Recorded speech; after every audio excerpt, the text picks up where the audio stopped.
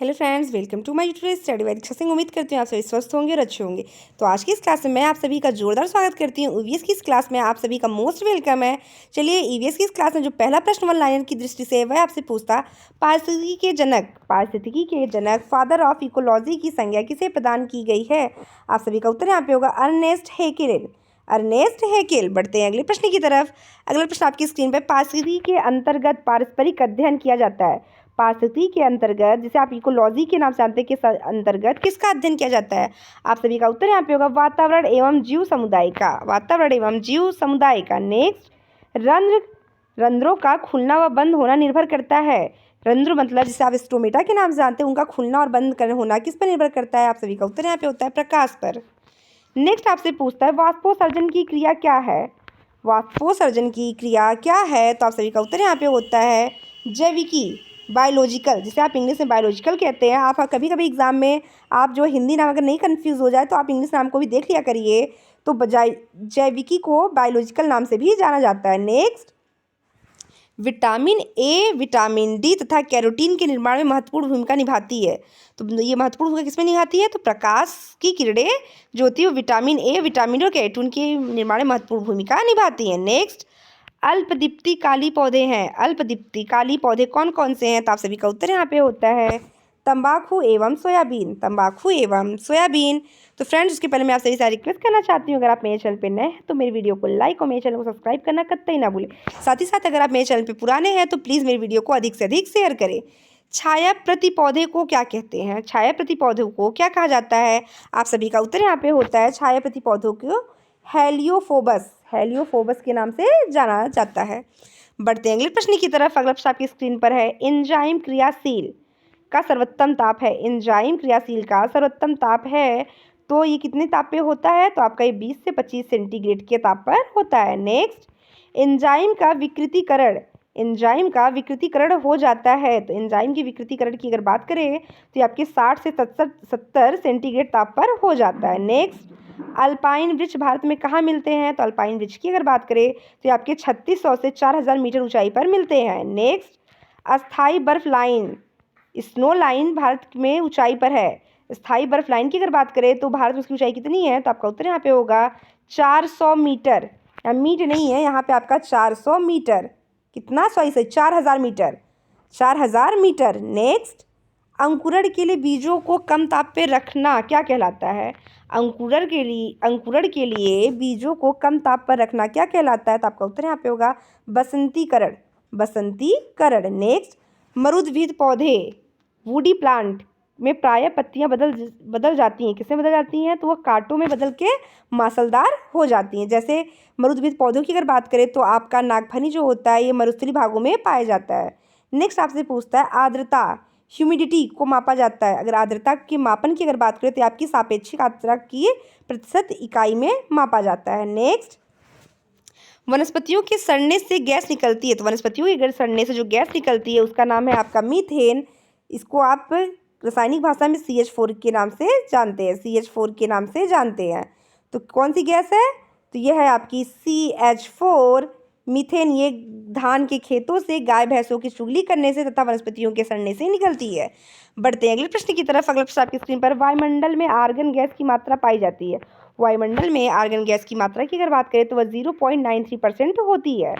Next आपसे पूछता है, पौधों की सभी पोषक तत्वों में युक्त कार्बनिक पदार्थ क्या है। पौधों की सभी पोषक तत्वों से युक्त कार्बनिक पदार्थ क्या है, तो आप सही का उत्तर यहाँ पे होता है ह्यूमस। आप सभी से मैं यहाँ पे एक प्रश्न पूछना चाहती हूँ कि वायुमंडल में सबसे अधिक मात्रा में कौन सी गैस है। वायुमंडल में सबसे अधिक मात्रा में कौन सी गैस है और वह कितने प्रतिशत विद्यमान है, आप सभी कमेंट सेक्शन में जरूर बताइएगा। चलिए बढ़ते हैं ईवीएस की इस क्लास में अगली प्रश्न की तरफ। भारत में अवनालिका संरक्षण में सर्वाधिक प्रभावित क्षेत्र है। तो अवनालिका प्रदन की अगर बात करें तो ये आपका मालवा का पठार का क्षेत्र और चंबल घाटी का क्षेत्र है। तो ईवीएस की इस क्लास में वन लाइन नोट्स बनाने के पर्पज से मैं जितने भी प्रश्नों को आप बता रही हूँ ये सभी के सभी सीटेट और टेट के एग्जाम में पूछे हुए प्रश्न है और एग्जाम में यही प्रश्न एकदम हूबहू आपको देखने को भी मिलने वाले। इस वीडियो को बिना स्किप किए पूरा देखिए। वीडियो पसंद आए तो मेरे चैनल को सब्सक्राइब, मेरे वीडियो को लाइक करना कतई ना भूलें। नेक्स्ट प्रश्न आपके सामने है, संसार का सबसे बड़ा लोएस मैदान स्थित है। तो ये आपका जो लोएस मैदान है वो कहाँ पे स्थित है, तो वो आपके स्थित है चीन में। नेक्स्ट, वायु द्वारा उड़ाकर दूसरे स्थान तक पहुंचने वाली मृदा को क्या कहते हैं? वायु द्वारा एक स्थान से उड़ाकर दूसरे स्थान तक पहुंचने वाली मृदा को क्या कहा जाता है? आपका उत्तर यहाँ पे होगा वातोड़ मृदा, वातोड़ मृदा। नेक्स्ट, अधोमृदा के संस्तर को क्या कहते हैं? अधोमृदा के संस्तर की अगर बात करें तो ये आपके 20 संस्तर होते हैं। नेक्स्ट आपसे पूछता है, मृदा में औसतन कार्बनिक पदार्थ पाया जाता है। मृदा में औसतन कार्बनिक पदार्थ पाया जाता है तो 5.0%, 5.0%। नेक्स्ट, प्राकृतिक ऑक्सीन है, प्राकृतिक ऑक्सीन है तो क्या है आपका ये? Indole acetic acid, indole acetic acid. Next, chlorophyll के निर्माण के लिए अति आवश्यक तत्व कौन सा है? क्लोरोफिल के निर्माण के लिए पहले आप क्लोरोफिल का यहाँ पे फार्मूला जान जाइए, वो क्या है आपका? C55H72O5N4 और Mg, C55H72 और आपका O5 का मतलब ऑक्सीजन आपका 5 है, नाइट्रोजन आपका जो है 4 है, और Mg कितना है आपका? तो मैग्नीशियम। तो क्लोरोफिल के निर्माण में सबसे आवश्यक तत्व है वह है आपका मैग्नीशियम। नेक्स्ट, वाष्पोत्सर्जन की क्रिया ट्रांसपिरेशन के लिए आवश्यक तत्व कौन सा है? तो आप सभी का उत्तर यहाँ पे होता है पोटेशियम। पोटेशियम का जो रासायनिक नाम है वो आपका बस K है। नेक्स्ट आपसे बताते हैं, वह मृदा जल जिससे पौधे अपनी जड़ों द्वारा अवशोषित करते हैं क्या कहलाता है? तो आपका केशिका जल, कोशिका नहीं, यहाँ पे केशिका जल, जिसे सिल वाटर के नाम से भी आप जानते हैं। नेक्स्ट, जल धारण क्षमता सर्वाधिक होती है, जल धारण क्षमता सर्वाधिक किसमें होती है? तो मटियार मृदा में होती है।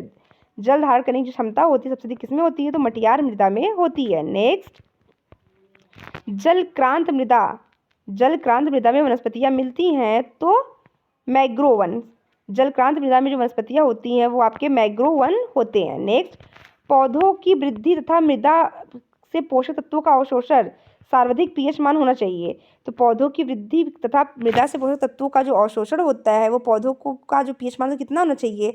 आप सभी का उत्तर है वो पीएच मान होना चाहिए आपका 6.0 से 7.0 के बीच। नेक्स्ट, सर्वाधिक उर्वरता को धारण करने वाली मृदा, तो कटियार क्ले या कटियार मृदा को सर्वाधिक उर्वरता धारण करने वाली मृदा कहते हैं। नेक्स्ट, सर्वाधिक उर्वर मृदा और मिट्टी कौन सी है?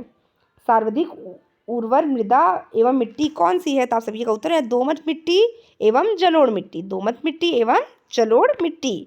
नेक्स्ट, चूना प्रधान मृदा में उगने वाले पौधों को क्या कहा जाता है? चूना प्रधान मृदा में उगने वाले पौधों को क्या कहा जाता है? आप सभी का उत्तर यहाँ पे होगा कैल्सिकोलस, कैल्सिकोलस। नेक्स्ट, सर्वाधिक कार्बनिक पदार्थ पाया जाता है, ऑर्गेनिक मटेरियल पाया जाता है तो पीट मृदा में, पीट मृदा में। नेक्स्ट, न्यूमेटाफोरस जिसे आप श्वसन मूल के नाम जानते हैं में मिलता है, क्या मिलता है? तो ये मैग्रो वनस्पतियों में मिलता है। नेक्स्ट, पूर्ण मूल परजीवी तथा स्तंभ परजीवी है। पूर्ण मूल परजीवी की बात करें तथा स्तंभ परजीवी की अगर बात करें तो क्या है आपके? वो है आपके ओरोबंकी तथा अमरबेल, ओरोबंकी तथा अमरबेल। तो फ्रेंड्स, फटाफट आप मेरे वीडियो को लाइक और मेरे चैनल को सब्सक्राइब करते हुए आगे बढ़ते रहिए। तो साथ ही साथ आपकी इस क्लास में जितने भी प्रश्न हैं वो सभी एग्जाम के लिए बहुत ज़्यादा इंपॉर्टेंट है, इसलिए वीडियो को बिना स्किप किए पूरा देखिए। वीडियो पसंद है मेरे चैनल को सब्सक्राइब, मेरे वीडियो को लाइक करना कतई ना भूले। अक्षय का विचार संबंधित है, अक्षय के विचार के संबंध की अगर बात करें तो ये आपके एक प्राकृतिक क्रिया है जो चट्टानों को सूक्ष्म कणों में विभक्त करती है। अक्षय का तात्पर्य क्या है? तो यह एक प्राकृतिक क्रिया है जो चट्टानों को सूक्ष्म कणों में विभक्त करती है। नेक्स्ट आपसे पूछता है, मौसम विज्ञान संगठन कहाँ स्थित है? मौसम विज्ञान संगठन की अगर बात करें तो ये आपके जिनेवा में स्थित है।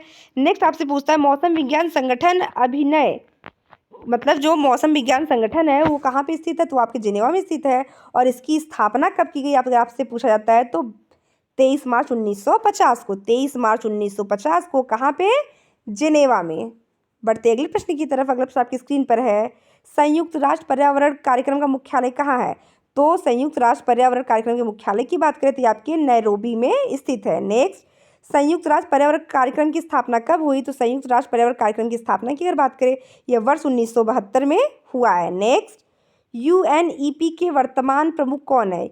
यूएनईपी के वर्तमान प्रमुख कौन है? तो आपका उत्तर यहाँ पे होगा Erik Solheim, Erik Solheim. Next प्रश्न आपसे पूछता है, ईपीए का पूरा नाम क्या है?